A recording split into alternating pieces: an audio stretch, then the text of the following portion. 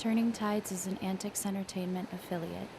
You can find us on social media at The Turning Tides Podcast on Instagram, Facebook, and YouTube, and at Turning Tides Pod on Twitter. For more information, or if you're interested in sponsoring the podcast, please contact us at theturningtidespodcast@gmail.com. Thanks for listening. Warning, this episode of Turning Tides contains graphic descriptions of racism, violence, murder, suicide, and mature themes.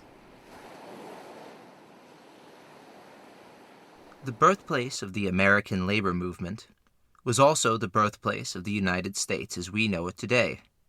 In New England's Charles River Valley, an entrepreneur named Francis Cabot Lowell, who believed America had vast industrial and economic potential, was opening the first textile mill. It was 1814, and America had just been humiliated in the War of 1812. Famously, British redcoats ate the still warm dinner of the Madison family, who had to hurriedly vacate the White House. American armies were woefully under-equipped and vastly undersupplied. The need for manufacturing in order to provide necessities to the American armed forces and public at large was made abundantly clear.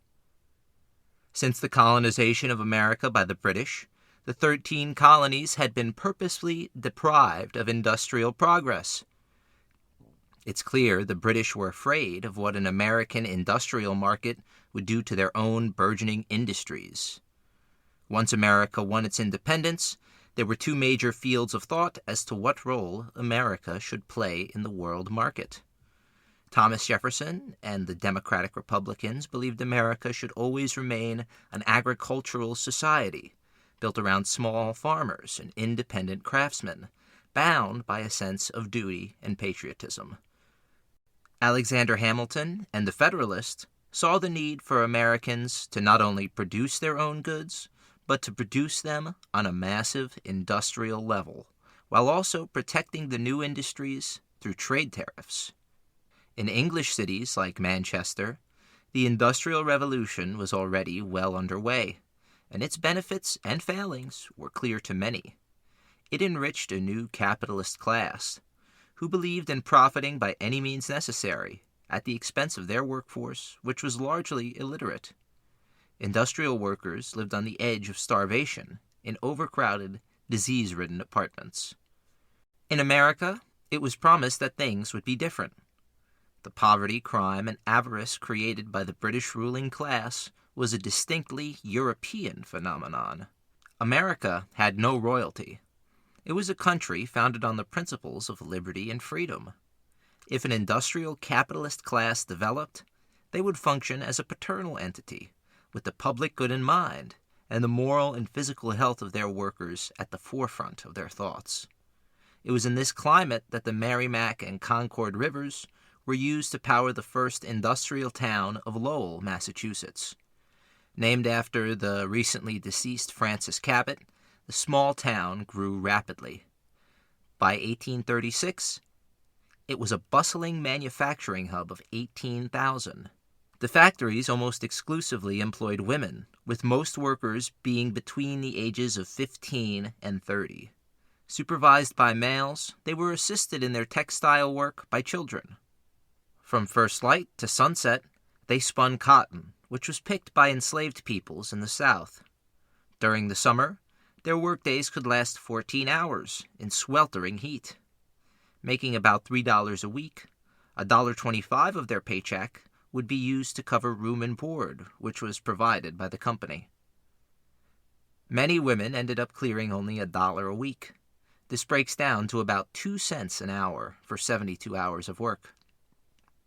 In spite of this, many women found themselves making money and being semi-independent for the first time in their lives.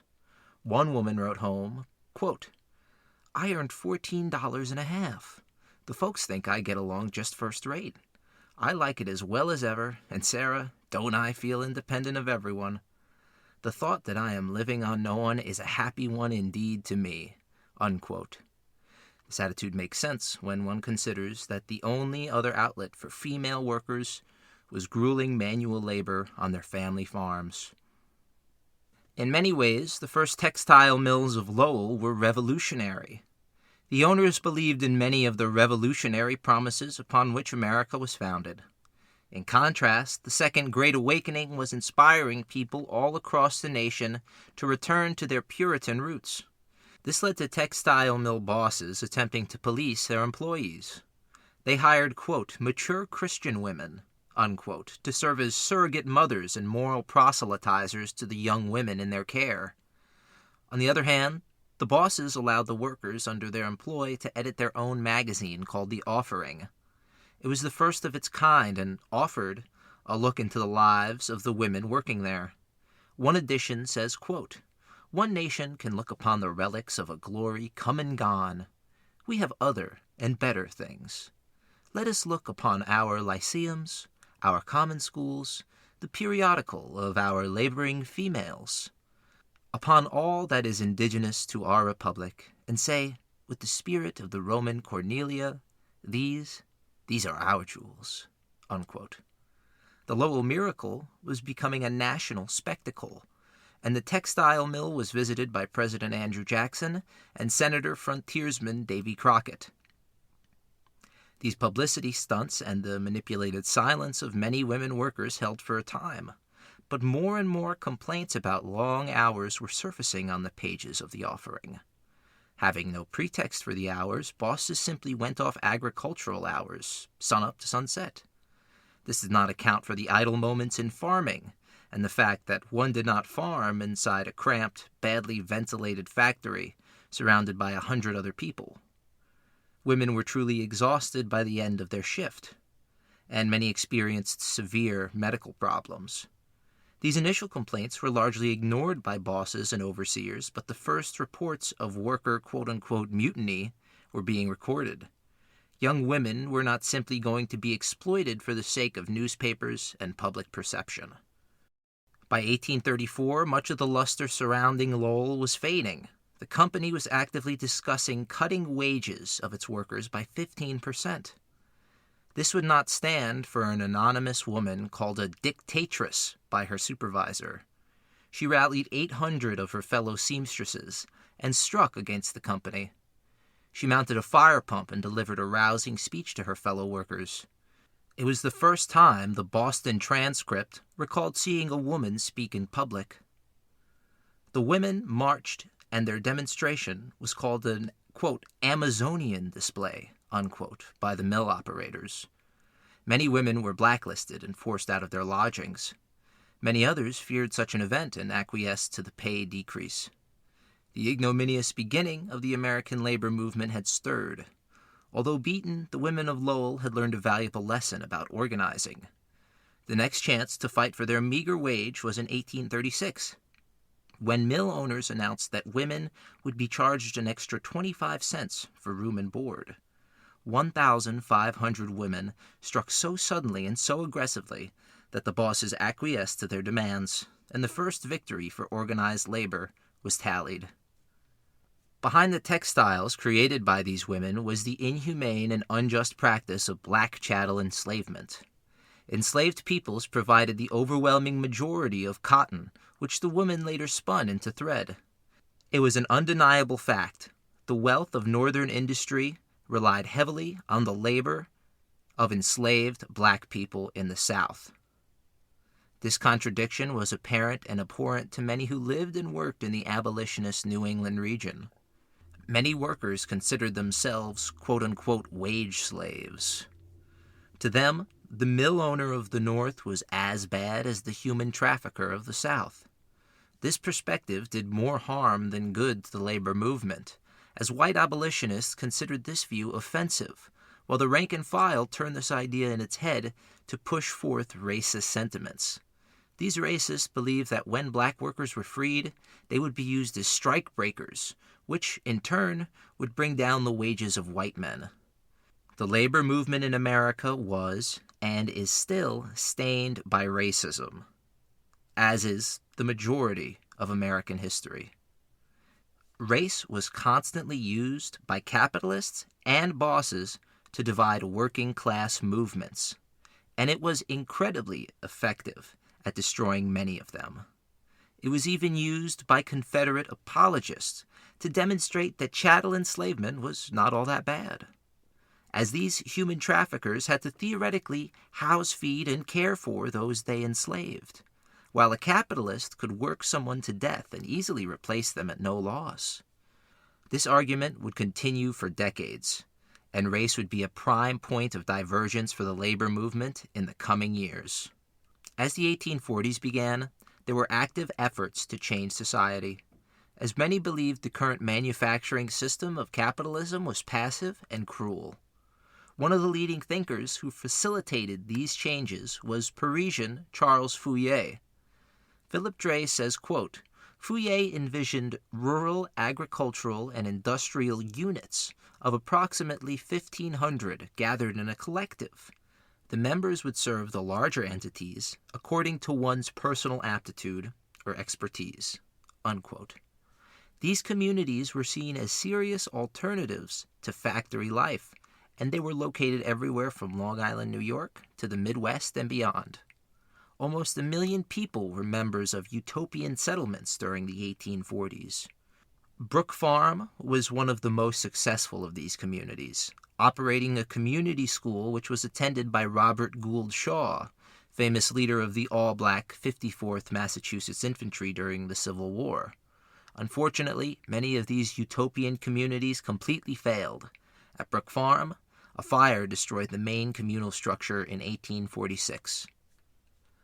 Alongside the utopians, there were more practical political movements as well. The National Reform Association believed in the idea of free soil. Their anti-slavery stance alienated many Southern workers from the start, but they found traction in immigrant and working communities in the North. Free soil had little to do with abolitionism, as many were anti-slavery solely because they feared what enslaved people's labor could do to their own wages. The Free Soil Party would be dissolved by 1854, but its members, Whigs and anti-slavery Democrats, would go on to start a new party called the Republicans. Years of economic downturn had turned the Lowell Miracle into more of a purgatory. Every year there were new reports of worker disturbances, but as of yet the workers had no legal means of banding together. American courts maintained that labor or trade unions were illegal combinations and conspiracies. This did not mean that workers were passive. They actively campaigned for a 10-hour working day. Seth Luther was at the forefront of pamphleteering for early labor rights. A textile worker named Octavia put it well, quote, "What are we coming to?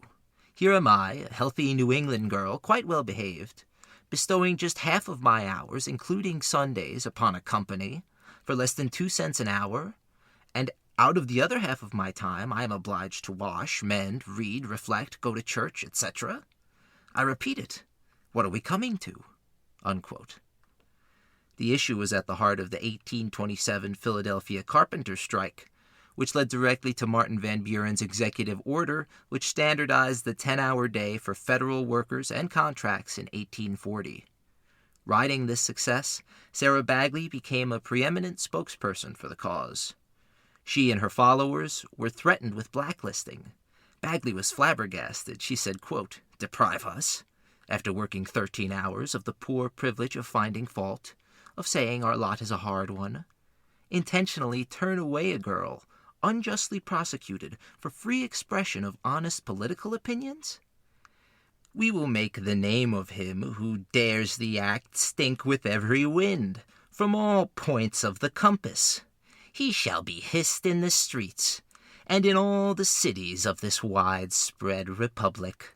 For our name is Legion, though our oppression is great." Unquote. Bagley would go on to dismantle the Lowell Offering through repeated attacks in the press. Seth Luther, meanwhile, thought it ridiculous that the United States followed British precedent in regards to trade unions, saying, quote, "The Declaration of Independence was the work of a combination, and was as hateful to the traitors and Tories of those days as combinations among working men are now to the avarice monopolist." Unquote. In the rest of the Northeast, trade unionism was spreading in spite of the continued condemnation in the courts. Against precedent, the workers of Boston created a city-wide union. When a member did unsolicited work for a boss and failed to report it to his union representatives, he was fined $1 for the infraction. In response, this worker denounced the union and took the Workers' Combination of Boston to court. The judge was anti-union, but the defense lawyer used clever courtroom tactics and appealed to the judge's patriotism to confound the prosecution's arguments. By the end of the trial, the judge was saying that unions were a form of capitalist competition and an overall good to the public. This case, Commonwealth v. Hunt, is referred to by many as the, quote, Magna Carta of American trade unionism, unquote. I assume the Supreme Court will overturn this case next. Meanwhile, Sarah Bagley's fight for equal treatment and fair wages was scoffed at by politicians who cared little for women's issues. Women could not vote, so why would an elected official listen to their complaints? They called the women complaining of 14-hour workdays, quote, farmers' daughters, unquote, who showed up to work for a few years and quickly settled down to start a family. So any ordeal they went through wouldn't be for that long. In spite of Bagley's continued prodding, the 10-hour workday proved elusive for many workers tasked with some of the hardest work in the country. By the 1850s, only New Hampshire, Pennsylvania, Maine, and Connecticut had something akin to a 10-hour workday law. As revolutions racked Europe in 1848, a far more subtle revolution was occurring in Seneca Falls, New York. Organized by Elizabeth Cady Stanton, Jane Hunt, and the Mott sisters, the Seneca Falls Convention is considered by many to be the start of the women's rights movement in America. It was supported by 100-odd trailblazers. Newspapers called the women in attendance, quote, sour old maids, unquote. Bagley would leave the spotlight of the labor movement, becoming the country's first female telegraph operator. She left this job after discovering her male predecessor made much more money than her. Finding a soulmate, she settled down in a Brooklyn brownstone and pioneered homeopathic, non-intrusive medicines. Back in Lowell, the town was stumbling down from its industrial peak. Instead of employing local women, the textile mills were populated by more and more immigrants from the British Isles, Ireland, and Germany. The national economy had been sputtering throughout the 1850s, and on January 10, 1860, the Pemberton textile mill suffered a fire which caused the building to collapse. The horrific event killed 88 workers and injured hundreds more. It showcased the dangers many faced on a daily basis. The Irish workers were sent back to their paddy camps, and life struggled on. Right by Lowell was the small shoemaking town of Lynn. In recent years, it had exploded in profitability as an industrial shoe-producing city. This growth deeply destabilized the people of the area, as traditional shoemaking families lost out repeatedly to the newest technology. Even the best cobbler in the world was no match for the ruthless efficiency of a sewing machine. 20,000 shoemakers were on strike for 3 months right before the Civil War began in earnest. The law in Lynn was showcasing some of the truly draconian steps law enforcement took to controlling people's lives during the 19th century. Gambling, swimming in the nude, and profanity were banned in the city, while the temperance movement won its first major victory in Lynn with the banning of all liquor. To make matters worse, developers were swarming the seaside town and turning the once plentiful clam beds of the coast into houses for the rich.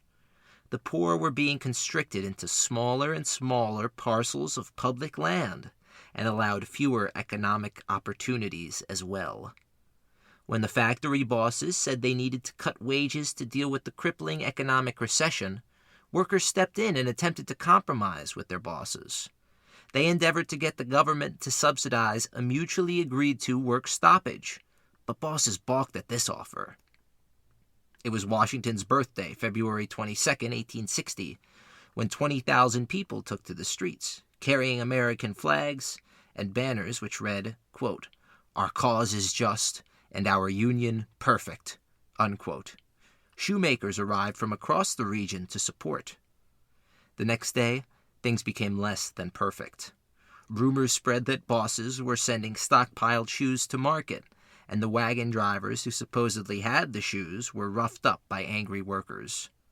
A town constable was dragged along the ground by an angry crowd and had to draw his gun before being released. The next day, February 24th, a trainload of Boston police arrived, which only inflamed the crowds further. Trailed by the mob and derisively jeered, a stone was thrown, which hit a police officer in the head. This started a general melee. Instigator and spectator were bludgeoned by the surrounded police. The Boston police were withdrawn from Lynn the following day, and the strike proceeded in a much less violent manner. The striking men of Lynn did not expect that many women amongst the striking workers were seeking higher wages, too. Women were expected to support the men but not ask for more themselves. Clara Brown protested vehemently to these expectations. She said, quote, "Strike at once. Demand 8.5 cents for your work when the binding isn't closed, and you will get it. Don't let them make slaves of you. Keep still. Don't work your machines. Let them lie still till we get all we ask, and then go at it, as did our mothers in the Revolution," unquote. However, many women supported, or were made to support, their husbands. In the end, despite Clara Brown's protests, the women of Lynn, who manufactured the uppers of the shoe, acquiesced to their husbands and accepted only 7 cents per pair of finished shoe. The strike was the last gasp to maintain some individualism and tradition in an industry which had flourished in the area since the 16th century. Wages did increase, but manufacturers sold off extra stock as the strike proceeded, and the Civil War turned shoes into one of the most important and profitable industries in the entire country. In spite of this, the 1860 Lynn shoemaker strike left an indelible imprint on the area and on folk memory. When asked about the Lynn strike, the radical, long-shot presidential candidate Abraham Lincoln said, quote, "I am glad to see a system of labor prevail in New England under which laborers can strike when they want to, when they are not obliged to labor whether you pay them or not. I like a system which lets a man quit when he wants, and wish it might prevail everywhere," unquote. Abraham Lincoln was elected thanks in no small part to union and working-class support. He also enjoyed support from tens of thousands of liberal German immigrants who had recently moved to the United States. The state governments of the South would not abide by an openly anti-slavery president, and many states left the Union. In total, 11 states would choose to sever their relations to the country and begin sending armies into the field to fight the Northern Yankee. Abraham Lincoln bided his time and, in a brilliant strategic move, forced the Southern Confederacy to initiate hostilities by refusing to leave Fort Sumter and instead sending provisions to federal troops there. Lincoln called for volunteers, and the workers' unions, who were extremely loyal to Lincoln during the election, showed the same zeal in enlisting. Whole unions would volunteer together and often serve in the same unit, leading to many units being wiped out together in battle. This conflict paused the labor movement for a time. The main focus was clearly against the oligarchs and human traffickers of the Confederacy. Karl Marx welcomed the conflict from an ocean away, saying it was the final step in the United States becoming a full bourgeoisie democracy, as he equated the Confederacy to European-style nobility. Serving in the Union's ranks were 216,000 German-born men. 210,000 were black people who lived free in the North, and escaped slaves who came to fight their traffickers. 200,000 were Irish, 90,000 were Dutch, another 100,000 were from Canada or England. There were also 40,000 Frenchmen under Union arms, 20,000 Scandinavians, and another 30,000 or so Jewish, Italian, Mexican, Polish, and native peoples. It was one of the most diverse armies the world had ever seen to that point. Additionally, the Civil War turbocharged Northern industry, which was being supplemented by not only the government, but also massive reserves of cheap labor from Ireland. In the words of Shelby Foote, it was the beginning of the age of shoddy. Large monopolies were beginning to form in the realms of oil, steel, and sugar. The most powerful corporations in the country and in the world, however, were the railroads. The growth was unprecedented, and many railroad barons became rich beyond measure. For the first time in its history, the United States had more people working in factories than tilling soil. Industrial growth went hand in hand with the growth of workers' organizations. The typographical, the iron molders and workers, and the machinist unions were all founded during this violent, life-altering conflict. Following the war's end, the country was fundamentally changed forever. Abolitionists succeeded in passing several civil rights amendments to the Constitution, and an era of military reconstruction was promised in the South. However, following the horrifying and traumatic war, many abolitionists lost the will to see their plans through, and quite frankly, a vast majority of the population did not care about the plight of black people who were now free. Lincoln was assassinated, dooming Reconstruction from the start. In theory, the Civil War opened new avenues of migration to black people. They could theoretically escape their confines in the South and head to northern cities to look for work in factories. No longer was America the small, insecure, agriculturally focused nation. It was now a massive coast-to-coast empire with tendrils extending over the ocean toward future American colonies and subsidiaries. American factories spread without end, and the new normal for working people had only just begun to sink in. With the end of the Civil War, one of the largest figures in American labor history took the scene. William Silvis was the son of a wagon maker. While he did not have a formal education, he made up for what he lacked in book smarts with sheer intensity and passion.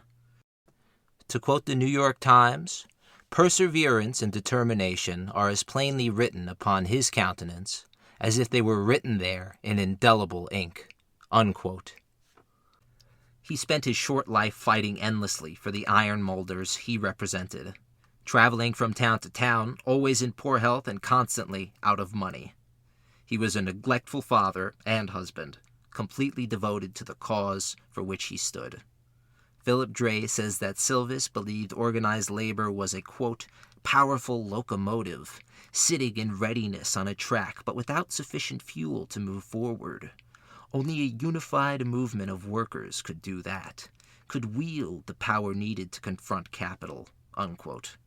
In Silvis's own words, he asks, quote, why does capital take to itself the whole loaf, while labor is left to gather up the crumbs? Why does capital roll in luxury and wealth, while labor is left to eke out a miserable existence in poverty and want? Are these the evidences of an identity of interests, of mutual relations, of equal partnership? No. On the contrary, these are the evidences of an antagonism, a never-ending conflict between the two classes, where capital is in all cases the aggressor. Unquote. By all accounts, Silvis was incredibly detail-oriented.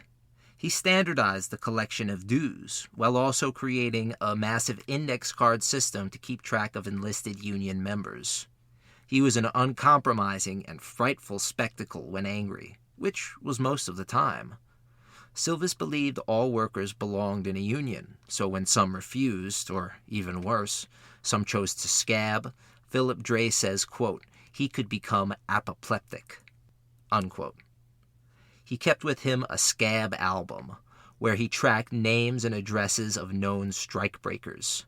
Silvis once said of scabs, quote, what can be done with such trash? You cannot call them humans without libeling the whole human race, unquote. Regardless of his feelings toward anti-union workers, his tireless activities led to the founding of the National Labor Union, or NLU, in 1866. It was the first ever National Labor Federation of its kind. The Union was not devoted to any single trade or industry, but rather to the entire country's workforce, making it entirely unique. It was inclusive to the skilled and unskilled laborer, farmers, women, and black people. They were influential in many post-war movements, including the Greenback movement and the Grange movement. The NLU also supported workers' cooperatives and the fight for the 10-hour and 8-hour day. The movement for an 8-hour day began with the idea that one should work for 8 hours, sleep for 8 hours, and relax or tend to other duties for 8 hours. This balance was essential. Additionally, the shortening of hours would create more jobs, allowing a greater number of people to find employment. With returning soldiers numbering in the hundreds of thousands, it was a logical and humane next step for mass industry. Alongside the 8-hour movement, workers' cooperatives were popping up throughout the country. They ranged the gambit from neighborhood banks to home associations to worker-owned industries. In many ways, this was the capitalism envisioned by Adam Smith when he wrote The Wealth of Nations. These cooperatives lacked the capital needed to get started and could not withstand the many natural shocks which plagued the market. Silvis turned to the federal government and asked for money and gifts of public land for cooperatives. Although this was essentially the same arrangement made with the railroads, it was decried as, quote, an offshoot of communism, hostile to property, and therefore to civilization, unquote. With the upcoming economic collapse of 1873, cooperatives were doomed before they had a chance to flourish. Some cooperatives still exist in America today. A prime example is the Nevada grocery store Winco, which is completely employee-owned. While the unions attempted to push these initiatives, there were internal squabbles about the admittance of black people and women to these organizations. Many felt that women simply shouldn't be paid as much as a man. Early women's rights advocates were angry that so much emphasis was placed on black emancipation while white women were also suffering. Meanwhile, white male workers were frustrated that either white women or black people were being given a seat at the table. Many openly complained when Elizabeth Cady Stanton was invited to speak at an NLU gathering.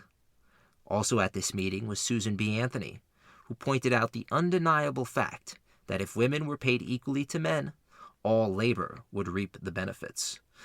If a boss could pay a woman less, he could pay a man less as well. In spite of this fact, most union rank and file were completely against women getting the right to vote. One worker complained that if women could vote, then his wife could cancel out his vote, purely out of marital spite. Okay. When women were found to be used as strikebreakers in New York, Susan B. Anthony asserted that women needed the skills and that she assented to their continued employment. Women were quickly removed from the NLU. While at first admitting black people, the NLU quickly redacted their support for black members and asked any black member of the NLU to form their own separate union. The Colored National Labor Union was set up in 1869. Rayford Logan says, quote, the first large exclusion of black people by private organization in the postbellum period was the handiwork of organized labor, unquote. Silvis and the famed Susan B. Anthony held racist views about black people and their intelligence. It was the norm even amongst the progressives of the time. Anti-racists like Wendell Phillips were far from this median. Throughout the rest of the country, the plight of black people was being pushed to the side. Reconstruction was proving to be a colossal failure. Promised land distribution never occurred, and Southern generals and statesmen were pardoned for their roles in the conflict which claimed hundreds of thousands of lives. The expulsion of black workers from the NLU was another clear blight on the American labor movement. W.E.B. Du Bois says, quote, black people were welcome to the labor movement, not because they were laborers, but because they might be competitors in the market. And the logical conclusion was either to organize them or guard against their actual competition by other methods, unquote. One of the fundamental problems was that black people overwhelmingly supported the Republican Party, while white working men overwhelmingly supported the Democrats. After years of poor health and stomach issues, William Silvis died suddenly at the age of 41. His death was a calamity for the early labor movement. Without his leadership, there was little to stop the flow of events which would culminate in insurrection and violence. He had spent every penny he had ever made on the movement. His widow was forced to borrow money to pay the undertaker. His legacy is enduring. Many modern Union members call him, quote, our Lincoln, unquote. However, his controversial views on Reconstruction and race cannot be ignored, and his failure to support women and black workers demonstrates the supreme failure of America as a nation. For his many blatant failings, Silvis was the first person to suggest a Department of Labor, and it's undeniable the influence Silvis had on the workers he represented. Silvis died right before one of the great mining disasters in American history. Along the spine of the Appalachian mountain chain lies the anthracite region of Pennsylvania. Named for the rich deposits of coal which literally burst out of the ground, it was home to mining operations since William Penn was first granted the rights to found a royal colony in the area. The Quakers who inhabited Pennsylvania were peace-loving. This would not do for the militant James Logan, who called for Presbyterians from Scotland and Northern Ireland to come to Pennsylvania. These Scot-Irish came in considerable numbers. Mark Bulik estimates, quote, that between 1700 and 1776, 200,000 people left Ulster for America, unquote. These first immigrants formed the militant backbone of Pennsylvania's militia during Pontiac's War. After all, they had considerable experience suppressing native peoples back in Ireland. Many of this first wave were Protestant, but in time millions of Irish Catholics would leave for America as well. Hundreds of thousands would be from the Ulster borderlands, where sectarian infighting and agrarian violence was par for the course. Of the many secret societies which permeated the Irish countryside, one of the most notorious were the Maguires, a secret society bent on violence, whose purpose was to maintain the traditional Irish way of life by whatever means necessary. They targeted landlords specifically. These rabble-rousers left an indelible mark on Irish immigration as the secret society found its way to America. To understand the heart of the Maguire movement, we have to discuss Ireland, Ulster, and mummery. Very few customs translate well from England and Scotland to Ireland. Famously, the Irish refused the Anglican Church, sticking to their traditional Catholicism, while also maintaining the Irish language at home, away from eavesdropping British constables. In Ulster, Presbyterianism prevailed not because of native conversion, but because of foreign displacement and colonization. The aforementioned Scot-Irish were a substantial portion of the Ulster population, usually controlling the economic life of the entire region. In response, secret societies formed, which blossomed well in the countryside. There were the Catholic ribbon men and defenders, while the Protestants had the Peep-a-Day boys and the volunteers. These are only a couple of the secret societies which existed in Ireland throughout its violent history. Karl Marx commented that secret societies spread in Ireland like mushrooms in a forest. The final piece in understanding the Maguires is the act of mummery. Mummery is one of the few practices that was brought over from Great Britain. In an event similar to Halloween trick-or-treating, young men would arrive at your house dressed up, usually in dresses, and almost always in mime makeup or blackface. Instead of asking for candy, they performed a play. The play always involved a fight to the death between mythical figures. Depending on the neighborhood, the figures changed. If you were in Catholic Ireland, the protagonist was a Catholic hero vanquishing a heretic. If you were in Protestant Ulster, King George was usually slaying St. Patrick. After the slaying of this ultimate evil, a man, dressed in traditionally women's clothing, would ask for donations in order to heal the dead warrior. These donations were used to throw an end-of-the-year party. Then, the dead warrior would rise again in an eternal battle between good and evil. It was intentionally abrasive and in your face. It was meant to solidify the bonds of the Irish community throughout the long British occupation. Those that refused the mummers or did not donate sufficiently were making clear that they wanted nothing to do with the rest of the community. This led to social alienation and even violence if you were unpopular enough. In short, mummery was used as a kind of social glue and was a means of outreach, bonding, and political theater. It found its way to Pennsylvania, and the mummers were nearly indistinguishable from the Molly Maguires, as both performed and killed in the same garb. A Molly Maguire death squad would come to people's houses dressed as mummers. This was meant to signify that the killing was done with the community's blessing and for the community's benefit. This was not socialism or populism. James S. Donnelly aptly called it localism. The community was the only means of support in Ireland, so the community was everything. In Pennsylvania, the coal towns of the anthracite were seeing a bubbling of the same bloodshed which occurred in Ulster, under men claiming the same name, Molly Maguire. During the Civil War, they were vehemently anti-Republican. The majority of the Irish population were overwhelmingly Democrat, as Democrats often supported immigrants, at least in name.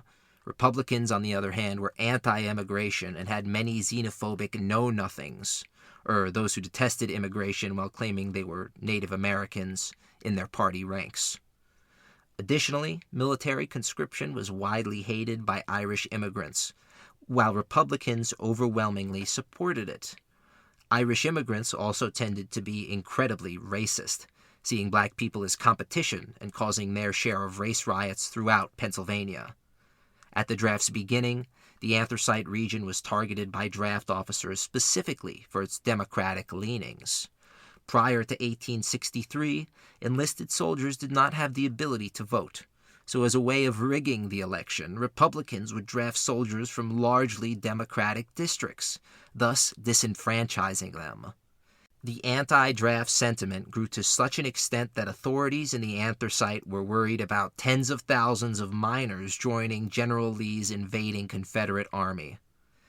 These voting rules changed after some time, and now the draft was being used to target, quote, troublesome labor organizers, unquote. As the Civil War ended, these organizers were back home, and they began the WBA, or Working Men Benevolence Association, under the leadership of John Siney, or Siney. Siney and the WBA garnered the support of many Pennsylvania miners. The WBA was quickly becoming a statewide entity in the most productive mining sector in the entire country. They gained serious political traction, helping to introduce several bills to the state legislature designed to add more safety to the mining profession. Unfortunately, their safety bill failed to pass the state Senate, leaving mine collieries without a safety inspector of any kind, nor a required second exit. Samuel G. Turner was the coal dealer who shot down the measure, saying, quote, "I can remember but one instance where fire-damp explosions resulted in injury to miners in the country," unquote. These words would turn out to be pathetic. On September 5th, 1869, the worst mining disaster to ever occur in the United States to that point took place in Luzerne County, Pennsylvania. Not even the rats had enough warning to escape. A fire started underground, which collapsed the single-shaft mine, trapping 179 men and boys underground. Entire neighboring townships added their labor to relief efforts, frantically trying to dig an alternate escape route for the people inside. There was no hope. John Siney arrived shaking mad. He said, quote, "You can do nothing to win these men back to life, but you can help me to win fair treatment and justice for the living, who risk life and health in their daily toil. Men, if you must die, die with your boots on. Die for your families, your homes, your country. But do not longer consent to die like rats in a trap for those who take no more interest in you than in the pick you dig with," unquote. Samuel G. Turner's words were recounted, and his political life, as well as his actual life, were in serious danger. He joined with the WBA, to pass the Pennsylvania Mine Safety Act. For the men and boys who died screaming, it was too little, too late. Turner lost overwhelmingly in the next election. Even with new safety stipulations, between the year 1870 and 1875, over 550 miners were killed in cave-ins, gas leaks, and workplace accidents. A popular children's rhyme went, quote, "Oh, Daddy, don't work in the mines today, for dreams so often come true. Oh, Daddy, dear Daddy, please don't go away. I never could live without you." Unquote. Demands on the individual miner were beyond exorbitant. In the 1860s, a single miner was expected to extract 2.5 tons of coal a day. 20 years later, the number was now 9 tons, until finally in the 1920s, it was a mind-numbing 16.5 tons. These miners were paid with writs, only spendable at the company-owned store. The company store owner often overcharged for these basic goods. By the end of the year, many miners owed money to the company that they worked for. These terrifying standards led to the famous song, "You load 16 tons, and what do you get? Another day older and deeper in debt. St. Peter, don't you call me, 'cause I can't go. I owe my soul to the company store." Back in the anthracite, Franklin B. Gowen, president of the Philadelphia and Reading Line, was determined to crush the WBA. He wished to monopolize the entire coal industry throughout the state, from its mining to its transportation. Gowen was not able to own coal mines directly because of his status as a railroad official, so he set up dummy companies to operate in his name. He purchased the local canal and then shut it down, making coal producers dependent solely on his rail line. Finally, he perverted the distinction between the Maguires and the Workers' Union. While the WBA operated, murders were almost non-existent in the anthracite region. Prior to the Miners' Union, there were dozens of unsolved murders that followed the patterns of a classic Maguire killing. Whatever relationship existed between the Union men and the Mollies, it seemed to be one which prevented violence. Gowen did not care. He wished to have his profits. Within 3 years, Gowen would own 100,000 acres of prime Pennsylvania mining country. He got New York City to agree to a fixed rate of only $5 a ton for PA coal. In addition to this, he crippled the WBA.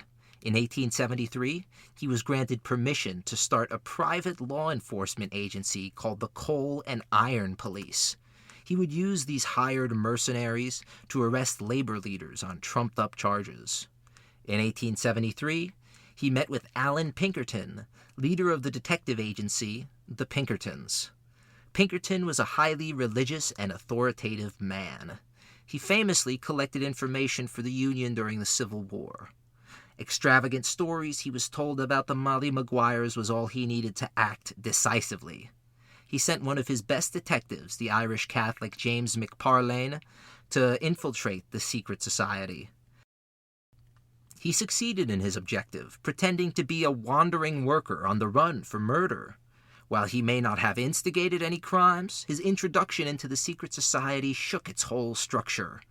Power changed hands, and more violent men took charge, leading to more and more killings. It was as bad as the violence in the region during the Civil War and the draft. Following a bloody riot, which involved a gun battle between state militia and Union strikers, the WBA was broken. Their efforts to fight against monopoly and unquenched capitalism were for naught. It was now the time of hard men.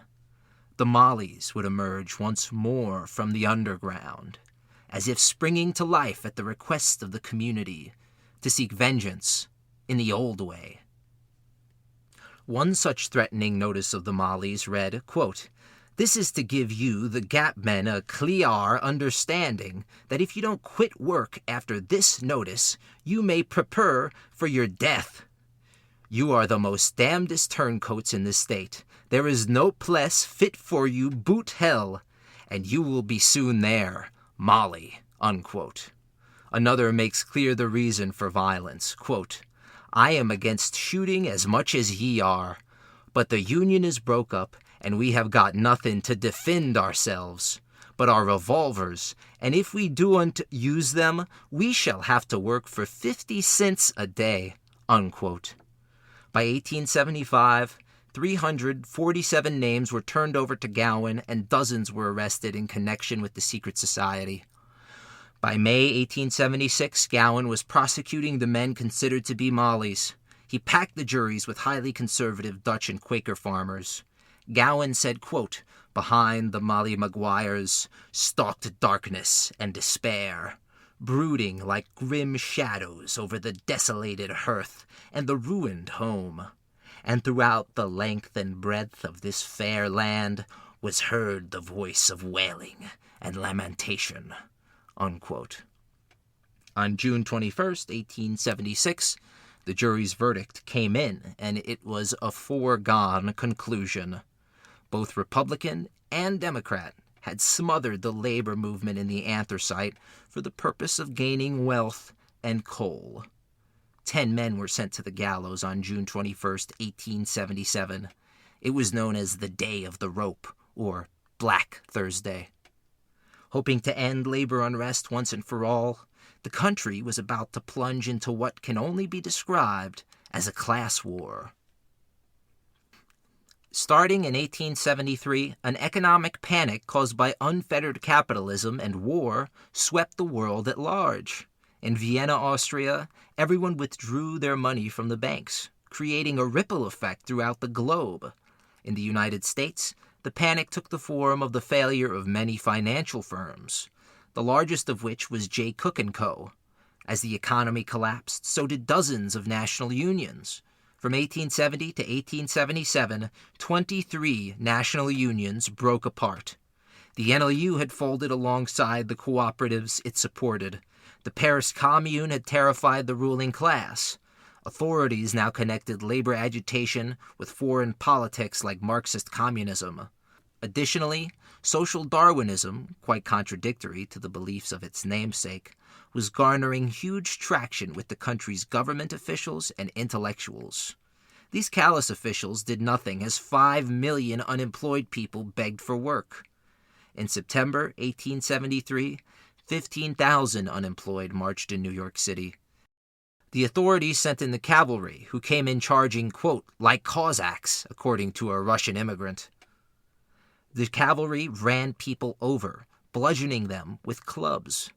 In early 1874, Susquehanna workers on the Erie Line seized company premises. They had not been paid for weeks. In response, the railroad bosses fired the ringleaders. This act infuriated the men, and they disabled approximately 1,000 separate trains. In the end, the railroad companies threatened the entire community. If the strike continued, they would move their entire rail shop facility from Susquehanna to Elmira. Panicked local businessmen finally turned on the strikers, and fearing alienation, the railroad workers returned unwillingly to their jobs. But this was a sign of things to come. July 1876 marked the 100-year anniversary of the country's founding. The centennial was defined by patriotic celebrations. Underneath the surface, however, rage was festering. All across the country, wages were being cut. Hours were being increased, and despair was the primary feeling of the day. Ulysses S. Grant and his presidency were now associated with corruption and mismanagement. The association was extended, not without reason, to the entire Republican Party. The 1876 presidential election was one of the most fraudulent in the history of the country.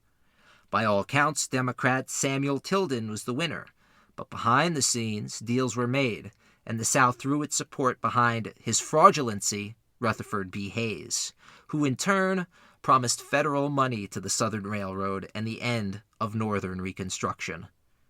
The railroads were now in virtual control of the country, and their carelessness was on full display on the snow-laden night of December 29, 1876. A Lakeshore Pacific train traveling east of Ashtabula, Ohio, wrecked in the darkness. 160 people on the train perished. Those who survived recounted hearing the dying screams of those trapped under overturned train cars. Several months later, it was the courts that delivered another blow to railroad monopolists. In Munn v. Illinois, the constitutionality of Granger laws was established. Basically, this allowed state governments to restrict commerce and crack down on monopolists. Railroads now started banding together and would even support one another if one railroad owner was dealing with a strike. By choosing to avoid the problems their workers had, the railroads only increased tensions. Things finally boiled over, and the railroad workers of the B&O at Martinsburg, West Virginia, struck after another wage cut was announced. Now firemen were expected to make $1.58 a day, while brakemen had their wages cut to only $1.35 a day. Abruptly, the men stopped working. The mayor arrived and ordered the strikers detained, but the sympathetic townspeople surrounded the mayor's men and forced them to release the strikers. Next morning, the militia arrived, and after the militia was foiled in attempting to move trains, a firefight exploded between soldiers and a pistol-armed brakeman. The brakeman was killed, and several militia were wounded. The militia, who were themselves working men, wanted nothing to do with fighting their neighbors. Many departed the scene. Hayes was called upon to send federal troops to Martinsburg. He accepted and sent 300 troops under W.H. French to control what was being described as an insurrection. They succeeded in getting some trains moving, but these were constantly harassed by neighboring workers. Next, trouble was reported at Cumberland. 2 regiments of the Maryland National Guard were dispatched to control the population. Their march became a harassed sprint, as along the way to the depot, soldiers were followed by 15,000 angry and violent protesters who hurled abuses and bricks at the National Guardsmen. A 3rd regiment was called up, and they were likewise harassed, nearly half of their number deserting in the face of the mob. The rest of the regiment levied their rifles at the crowd and killed 10 men and boys. The depot was besieged by the crowd still present. Hayes quickly dispatched more federal troops, but by this time, the telegraph was alight with countrywide insurrections. The 2 largest railroad lines in the country were now striking, and alongside them were hundreds of thousands of disgruntled and unemployed people in search of rights, food, or some way to get even. The trouble spread, and the next city to feel the sting of open-class warfare was Pittsburgh. Word arrived at the Pittsburgh rail yard that a double-header was inbound. A double-header is a train with 2 crews and 2 separate engine cars. These trains were twice as dangerous and twice as difficult to service, but also twice as profitable. A single flagman named Gus Harris refused to service the incoming train. His example was followed by everyone else on the shift. Word spread, and the sympathetic Steeltown population began encircling the rail yard. A flagman, Andrew Heiss, explained the spontaneous strike thusly, quote, "It's a question of bread or blood, and we're going to resist. If I go to the penitentiary, I can get bread and water, and that's about all I can get now," unquote. Pittsburgh is a massive city, so stoppages here would have become a serious hindrance to the railroad's bottom line. The economic depression, however, had crippled the local government's ability to respond to the strikes. Due to budget cuts, the entire city of Pittsburgh had only 8 police officers available to deal with the city-wide protest. Even the federal army was small when compared to its numbers today. Only around 15,000 to 20,000 soldiers were active throughout the entire United States, and most of them were on the western frontier attacking the indigenous people of the plains. By early June, the Trainmen's Union, a rail federation under the leadership of a 25-year-old brakeman, Robert Amons, was founded. They passed a formal resolution to continue the strike for as long as the Pennsylvania Railroad continued its double-header train policy. They passed several other resolutions calling for reforms in the industry and equalization of wages. One supporting mill workers said, quote, "We're with you. I won't call employers despots. I won't call them tyrants, but the term capitalist is sort of synonymous and will do as well," unquote. Militia units were called in. But they refused to fire on their countrymen. Instead, they neatly stacked their arms and fraternized with the protesting masses. To counter this rank insubordination, authorities called up the 1st Division of the Pennsylvania National Guard. This elite militia unit was composed of men strictly from Philadelphia. Now, if anyone knows anything about Pennsylvania, it's that Pittsburgh and Philadelphia share a bitter intra-state rivalry. The arrival of the Philly militia in Pittsburgh was tantamount to fighting fire with gasoline. This provocative move was intentional. They wanted the protest to end, and they did not care about the human cost. As the trains rolled into Pittsburgh's rail yard, they showed definite signs of wear and tear. All along their route, they had been harried by stones and bricks thrown by angry western Pennsylvanians. Once they exited their cars, the Philly militia was confronted by 6,000 Pittsburghians. They fired a volley in the air, and when the crowd refused to give way, the militia fired into the crowd. 20 people died and dozens of others were injured. Amongst the injured were many children. The next morning, headlines read, "Shot in cold blood by the rough hands of Philadelphia. The Lexington of the labor conflict is at hand." Citizens began arming themselves. They stormed a prominent weapons dealer in the area and proceeded to place the Philly militia under siege in the roundhouse structure in which they were stationed. First, they captured the militia's supply wagon, denying them any food or water. Next, Philip Dray says the mob, quote, seized freight cars loaded with oil and coal, set them ablaze, and pushed them downhill toward the building.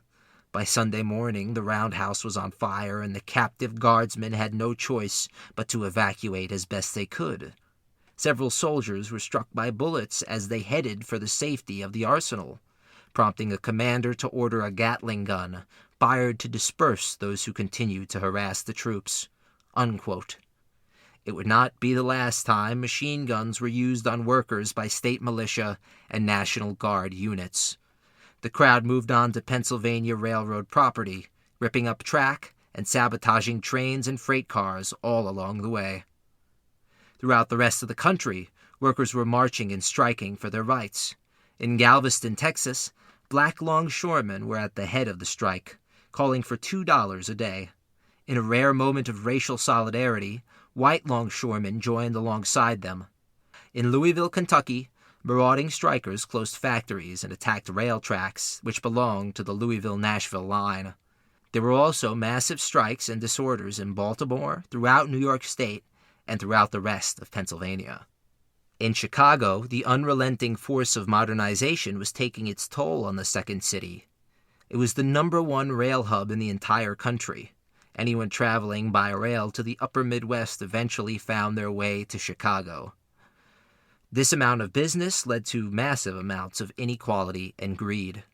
The working people were represented by the Working Men's Party, or the WPUSA, which was originally organized in Philadelphia in 1876. It was the first Marxist political organization and party in American history. Its leaders were Philip Van Patten and Albert Parsons. Philip Van Patten was the son of a renowned botanist, whose Dutch roots are well recorded. He spent most of his early life in Costa Rica. It's unclear what influenced his beliefs, but it's more than likely a combination of his father's progressive Whig sentiments and his experiences as a boy in Central America. Albert Parsons was a former Confederate soldier. Following the war, he denounced the Confederacy, supported Reconstruction, and went on to become a Republican and then later an anarchist socialist. He left the South after he made a permanent enemy with the KKK, who attempted to kill him after he was found registering black people to vote. On July 23rd, Parsons stood before 30,000 on Market Street. He urged the Grand Army of Starvation to join the Grand Army of Labor. He went on to say, quote, "A mighty spirit is animating the hearts of the American people today. When I say American people, I mean the backbone of this country. The men who till the soil, who guide the machines, who weave the fabrics and cover the backs of civilized men. We are part of that people, and we demand that we be permitted to live, that we shall not be turned upon the earth as vagrants and tramps." Unquote. At this final declaration, the crowd responded, "Pittsburgh, Pittsburgh, Pittsburgh." Authorities quickly hired Pinkerton agents as private security and posted local militias in the affluent parts of town. The next day, police took it a step further, deputizing the unemployed and allowing them to carry heavy clubs. They went about the rail yards, roughing up protesters who were isolated. The next day, street battles began to erupt, and they would last into the night. Police and private deputies fought the citizens with clubs, bats, knives, and pistols. That night, the police stormed an entirely peaceful local carpenters' meeting. The carpenters defended themselves with the furniture they created, fighting off police batons with sofas and stools. In the fight, a carpenter was killed by gunfire when police shot him through the back of the head. Throughout the entire horrible conflagration, 30 people died. The 70,000 miles of railroad which had been constructed was, in the words of Philip Dray, quote, "revealed to be only as impregnable as its least contented workers," unquote. It infuriated many railroad magnates who were beside themselves at the fact that more protesters were not shot by the soldiers they had called to arms. Tom Scott of the Pennsylvania line suggested that strikers should try, quote, "a rifle diet for a few days and see how they like that kind of bread," unquote. In St. Louis, the final great upheaval of 1877 was about to take place. The city had long been a radical alcove in a highly conservative state. During the Civil War, Missouri was in a state of constant upheaval, perpetually suffering from guerrilla raids and small-scale bushwhackings. One place in which the loyalty toward the Union never faltered was St. Louis.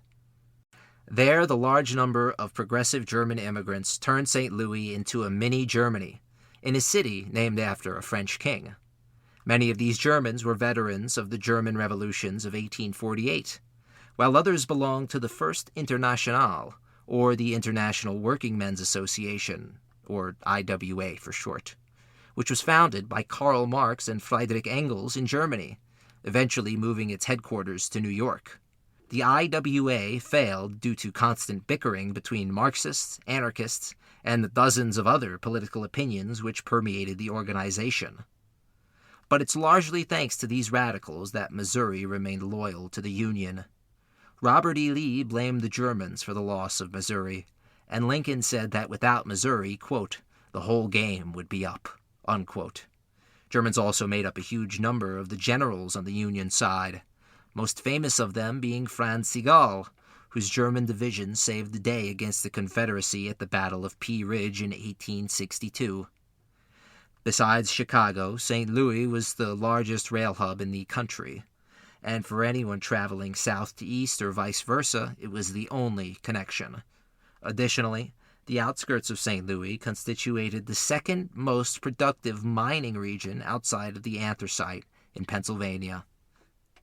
All of these factors lined up in the working class's favor, when the entire workforce, even the newsboys, struck together and quickly gained complete control of the gateway to the west. The city's economy ground to a halt, and a commune under the leadership of Peter A. Lofgren, Albert Kurlan, and Henry F. Allen was declared to run the city's basic functions. The worst nightmare of the authorities had come to pass. They claimed the entire nationwide strike was the work of foreign communists and that the IWA was running things from foreign countries. In reality, the IWA did not approve the strikes and were completely thrown off guard by the events. They had very few leaders in command of any of the discordant movements. Regardless, Marx saw the Great Railroad Strike of 1877 as the first true confrontation between labor and capital in the United States, though he realized it would not be successful in any significant way. The St. Louis Commune failed for a number of reasons, the most obvious one being the lack of coordination between strike leaders. Other reasons include racism against black workers, lack of action on the Commune's part, failure to act decisively in the first days of the Commune, and failure to compromise between the various groups. German workers were suspicious of the Irish for being too conservative. Irish laborers held racist sentiments toward black workers. The liberals were suspicious of the anarchists and their intention, and the rank and file were frustrated with the Commune's lack of activity after the public gatherings and speeches were over. The authorities, meanwhile, were mobilizing in a major way and working hand in hand with private entities to regain control of the city. Employers demanded their workers join local militias and then refused to pay them for their efforts. Those workers who refused were fined and blacklisted. The local bishop, Patrick John Ryan, was even involved in the authorities' plans. He put forward a truly diabolical plan to gain time for the authorities to mobilize. The corporate leaders should agree to the workers' demands and then call a meeting of the board of directors, who would delay their final decision until such a time when the authorities were certain they could regain control of the city. Then, the board of directors would outright refuse the workers' demands, leaving the corporations and the government with all the power. Mayor Overstolz said he knew for certain that there were no less than, quote, 30,000 socialists, unquote, who were fully armed and building barricades. In reality, the Commune had no weapons to arm the workers, and the instances of violence in the city were extremely isolated and sparse. Regardless, the mayor said, quote, "Shoot them on the spot. Do you understand me? Kill them. Do not bring in any prisoners," unquote. 6 companies of federal troops and a further 300 soldiers of the 23rd Infantry were sent to St. Louis to bolster the already sizable private and state militias. To finalize the authorities' machinations, they created a so-called Committee of Public Safety, a strangely revolutionary title for their dubious and autocratic purposes. They doubled down on their propaganda against the Commune, saying, quote, "The majority of them were black people, the remainder, poor white trash. All were from the dregs of humanity," unquote. The workers marched through town with bread atop sticks, an obvious sign of what was being requested, food and a living wage. The Commune allowed many businesses to continue their operations if they had perishable products, and almost all the strikes discussed today allowed passenger and mail trains through their protests, so as not to be made unpopular by the everyday civilian, and so as not to draw federal troops into their cities. However, local gun clubs sided and joined with the authorities. The conflict was heading toward a climax. When business leaders called a meeting in the outskirt town of Carondelet, WPUSA strikers were in the crowd and quickly co-opted the entire meeting, electing one of their own as the leader of this future militia. The Commune, realizing the strength of the Committee of Public Safety, tried to organize all the existing unions in the city in the hopes of negotiating an end to the strike. But the private industrialists and railroad magnates smelled blood in the water. They would not negotiate with the rabble. 10,000 men were estimated to be arrayed against the workers of St. Louis. $10,000 was raised for the Allied private and federal army, and the newest Springfield rifles and Colt revolvers were earmarked for shipping. Additionally, 2 Civil War generals were called out of retirement to deal with the crisis. A.J. Smith and John S. Marmaduke had fought against one another during the Civil War. Now they came together to fight against protesting workers. 700 militia under John D. Stevenson were determined to arrest the Commune's leadership in a swift action. The cavalry lined up abreast along the width of the main road and advanced against the throngs of curious citizens with reckless abandon. A man was crushed under the hooves of the charge, and cavalrymen horsewhipped women and children out of the way. Schuyler Hall, the impromptu headquarters of the Commune, was stormed and everyone inside of it arrested. Marx Kruger says, quote, "If there was any unlawful activity in St. Louis that day, it was committed by the authorities," unquote. The Commune quickly fell apart as workers turned on each other and blamed one another for the results of the raid. Following a midnight raid in Carondelet, the Commune was officially dead, and the authorities returned to power in St. Louis. Everyone who had the slightest connection to the Commune was arrested. For what? The authorities were not quite sure. Newspapers decried the Commune, saying, quote, The communist wishes the government to take possession of all existing industries and every form of accumulated property, and to administer both in the interest of the lazy and the vicious. Another article said the Commune wished to, quote, seize the city and distribute food to the poor, so the rich would be unable to buy food, unquote. A week after the strike, the first Veiled Prophet parade and ball took place. The St. Louis tradition was designed to honor the rich and powerful in the city and to show, in no uncertain terms, who held the reins of power. Its association with Jim Crow, segregation, and the KKK has forced the Parade of the Veiled Prophet to rebrand, so it is now called America's Birthday Parade. But its original purpose, as a conservative military parade celebrating the defeat of the St. Louis Commune, cannot be overstated. Meanwhile, back in the anthracite, the last of the Mollies were heading to the gallows. Supposed Molly gunmen Hester, McGew, and Tully were all scheduled to hang together on March 25, 1878. The sheriff was incredibly drunk as the three men swung at the end of their nooses. The crowd was vast. A 13-year-old girl was killed when the shed on which she was standing collapsed. Next was Jack Kehoe, supposed ringleader of the Molly Maguire movement. He argued bitterly and forcefully for his freedom and innocence, to no avail. His execution was scheduled for December 18, 1878. The gallows trap was faulty, and the initial fall did not break Kehoe's neck. He died of agonizing strangulation. The most botched executions were those of James McDonnell and Charles Sharp. Both were convicted of slaying a mine boss a decade and a half prior. After winning an initial reprieve, their new hanging date was January 14, 1879, between 11 a.m. and 3 p.m. At 10:25, the sheriff knocked on their doors. At 10:30, the governor granted a reprieve.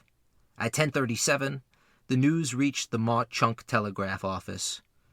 To recount what happens next, from Mark Bulik, quote, the telegraph messenger rang for admittance, only to be ignored, probably on the assumption that he was a distraught relative. 30 seconds later, McDonnell and Sharp dropped into eternity. The former died instantly, but the latter struggled violently. In the hush that accompanied his death throes, the ringing bell was heard, and the breathless messenger led in with the news. Half a minute too late. The sheriff, instead of cutting down the wrongly hanged, took the time to inform the crowd of the contents of the telegraph. Gentlemen, he announced, this is a dispatch reprieving the two men till Monday the 20th. It is marked received at the post office at 10:37. By the time he was done, Sharp had stopped struggling. The sheriff turned toward the swaying bodies and said, I am as sorry as anyone. It is too late to be helped. Where's the undertaker? Unquote. When the sheriff was accused of murder by the deceased family, he blamed the priest for hastening the men's death. The New York Times headline the next day was, quote, 30 seconds too late, unquote. In all, there were 20 executions of the Mollies. Whether these men were responsible for the crimes on which they were accused and found guilty has been a contention in history since the hangings occurred. Most presume Franklin Gowen bribed officials and jurists to gain complete control of the mines and the railroads, while also getting rid of labor agitators. In the end, Gowen's scheme failed. He had overplayed his hand, and the profits he promised to his lenders never materialized. His Reading line went into receivership, and in 1889, he blew his brains out with a pistol. His legacy is not one of merit, nor wealth. The hangings were retried 100 years later, and many of the Mollies received a post-mortem pardon from the state. The Mollies passed into local legend, as did the supposed actions of prisoner Alexander Campbell. He was inhabiting Cell 17 in Maw-Chunk Penitentiary. Before being led to the gallows, Campbell used his right hand to leave an imprint high on his cell wall.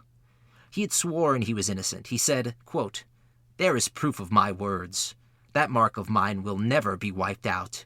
There it will remain forever, to shame the country that is hanging an innocent man. Unquote.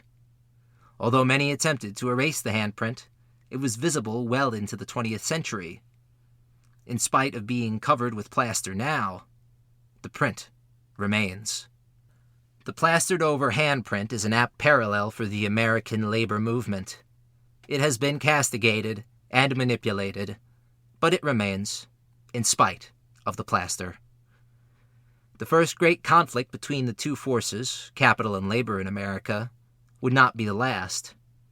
The Great Railroad Strike of 1877 claimed the lives of over 100 American workers. The strike's spontaneity led to its downfall. The unprecedented government response made clear on whose side the Republican and Democratic elite were.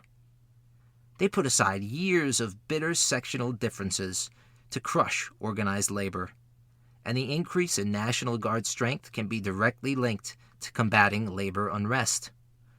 The labor movement learned many lessons as well. They figured out that through striking, they could seriously hamper the bottom lines of their bosses on the railroads. They also came to realize that the federal government would rarely, if ever, side with the worker. To take power, they needed their own parties which represented their own interests. Many socialists would come to be a part of local government across the country. They were especially popular in the Midwest, as socialist parties gained traction in Kansas, Missouri, and Illinois. In the next episode, we will be covering the rise of organized labor during the period between 1879 and 1892. The government's response to the upheavals would be equally violent, and they would stoop to new lows to side with private business in achieving their ultimate goal, the subjugation of the working poor. Legends will rise, villains will manifest, bombs will be hurled, and cowards will take power in the next episode of Turning Tides. Thank you all so much for listening. I'm your host, Joseph Pascone. I hope you like this approach to our seasons a little better. I felt that in Season 2 I covered a lot of things, but was never able to get into the nitty-gritty. So from now on, Turning Tides will be covering only 1 or 2, maybe 3 subjects per season. I chose the American labor movement because places like Schuylkill County, St. Louis, and Martinsburg are not the places one recalls when remembering radical American towns. And I think it's pertinent during the resurgence of slashing workers' rights and refusing to accommodate the cost of living to remind people that we have only what little we have today because of these movements. Additionally, the gun battles in the street and the bitter class division on display were not the quintessential America one thinks of when remembering the late 19th century. In fact, the late 19th century is hardly covered in any history class. But if one wants to understand the Great Depression, the rise of socialism in America, and the American labor movement, it is necessary to study this period of time. Thank you all again so much for listening. Please rate, review, share, tell your friends, and let us know what you think. If you like what you heard today, you can support us by donating on PayPal at Turning Tides Podcast 1. Thanks for the support and thank you for listening. If you like what you've heard, we'd really appreciate it if you take the time to rate and review Turning Tides on whatever platform you use to listen, and share the show on social media. It really helps us to bring the show to more listeners. Thank you guys so much. Thank you to everyone for listening. We'd also like to say thank you to Movo Photo. We use their sound equipment for this podcast, as well as all of our other projects at AntiKs Entertainment. They make great equipment at great prices, and we really appreciate that they make content creating so accessible for indie creators like us. Check them out on social media at Movo Photo, MOVOPHOTO. Thank you again.